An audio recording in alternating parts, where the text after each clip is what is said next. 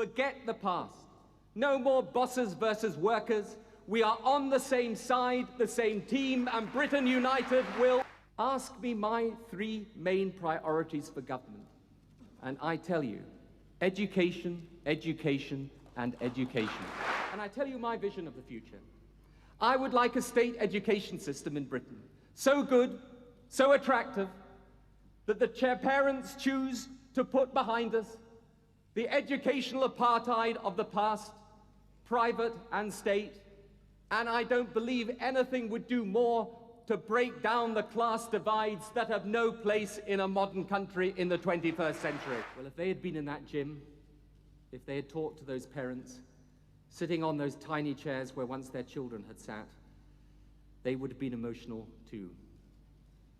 I believe that we should ban the private ownership and possession of handguns. Britain has the presidency of the European Union in the first half of 1998. One of our key priorities in that presidency will be the completion of the single market. Well, today, even in opposition, I set a deadline. June 1998, the end of the British presidency for the completion of the single market.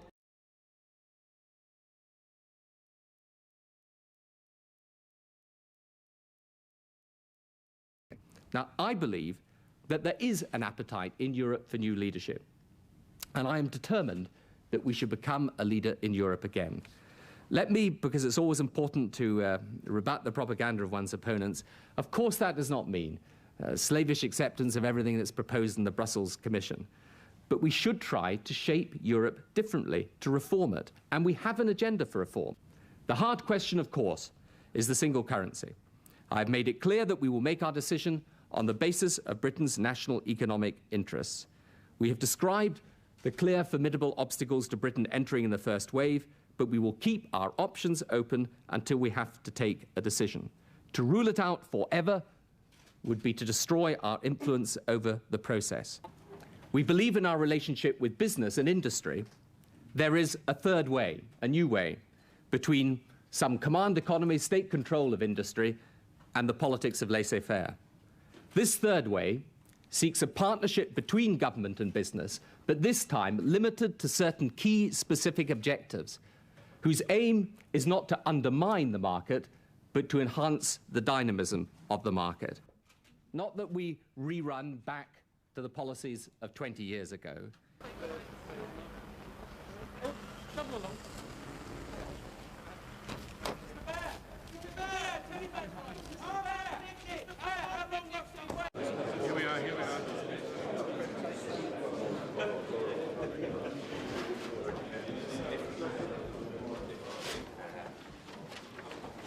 The issue should be, is it in Britain's interests?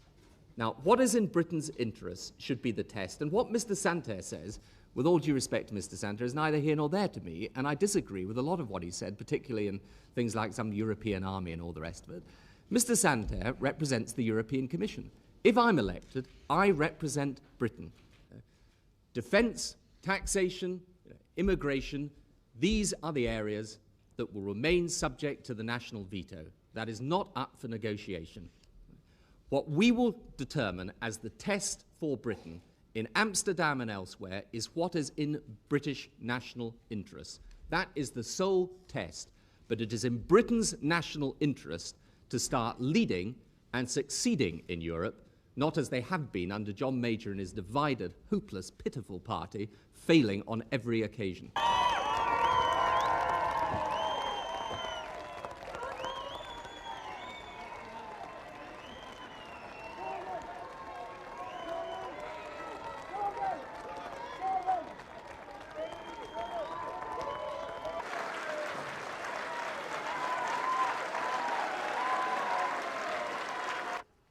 And you know me all the way through. I've been against complacency. And I'm still against it until those results finally come through. But if we have done well, then I know what this is a vote for. It is a vote for the future.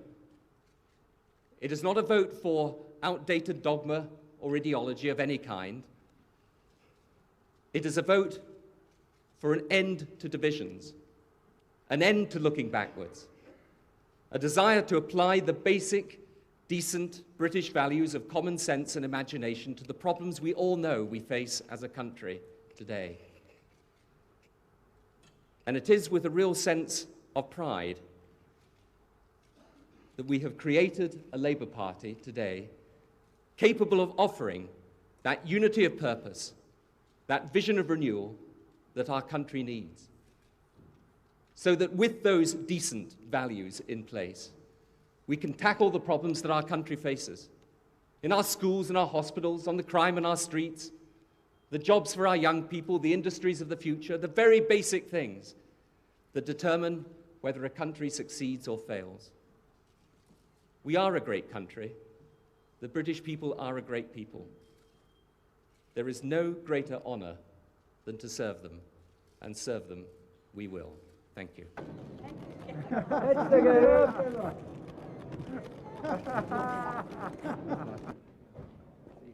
Congratulations. Thank you very much indeed. Emotional Thanks. evening, I assume, for you. Well, let's just wait and see what it all brings. See you now. Surely now you must. And my greatest pleasure will be to repay the trust that you've put in me. I believe in you, and I believe that you represent all the best in this country. And the greatest pride I could ever have is to repay that trust 1,000-fold.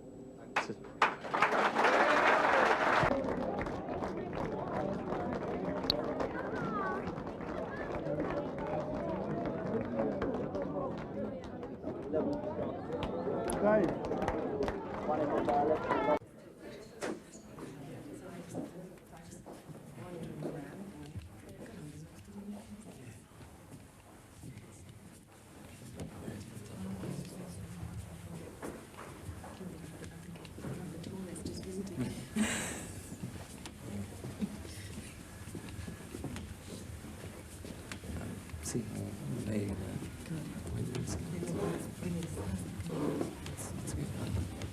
Why do you want us to go follow you? Do you want us to follow you? You just follow the camera, that's the easiest thing to do. I'm walking to that one. That one, right, no problem.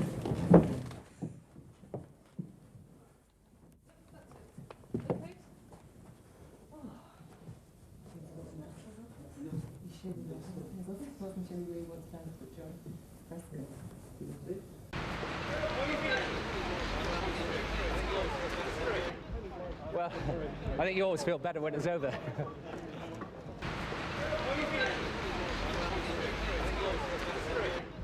Well, I think you always feel better when it's over.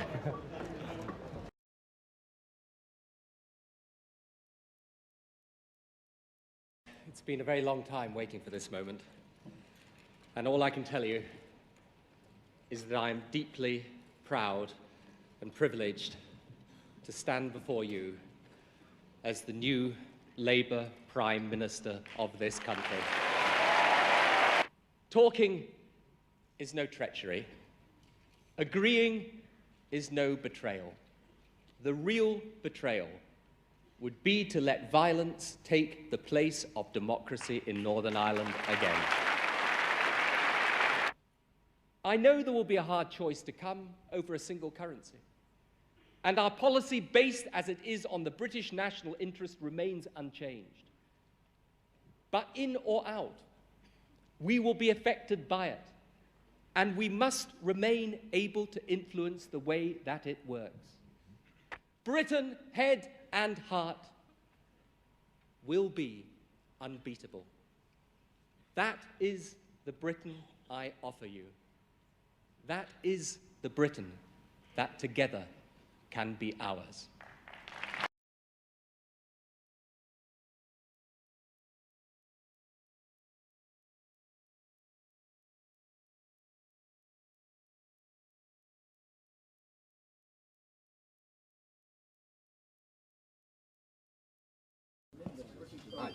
Right.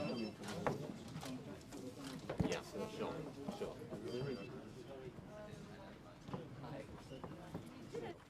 Story as well. So the answers are being taken in as we go. So we'll go behind that like a minute or two, something like that. Right. Yeah. See you guys. And the whole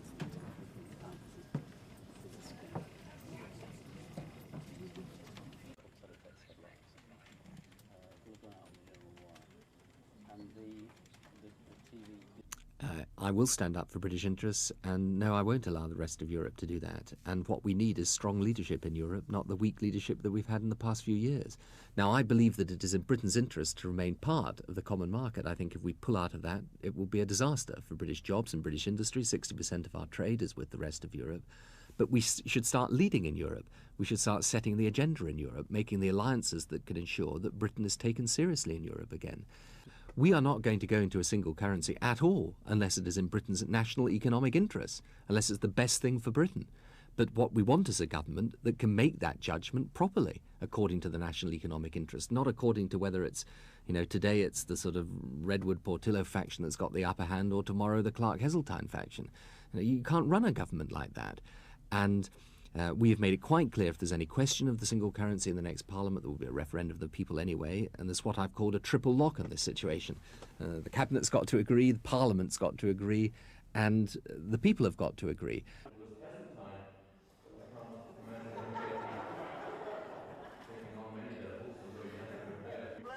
Okay, guys. Okay, guys, right, that's it, chaps.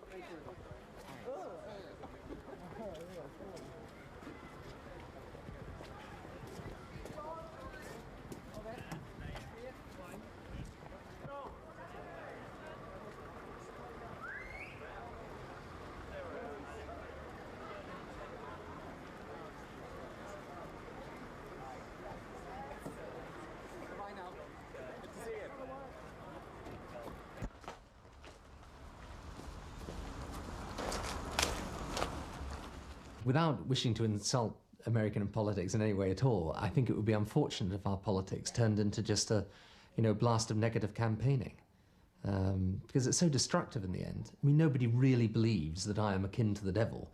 I mean, and if I say the same about John Major, no one really believes that. It's a very puerile and actually very sterile form of debate. It's often called a special relationship, and people debate what that means, but I think for most British and American people, we know what it means.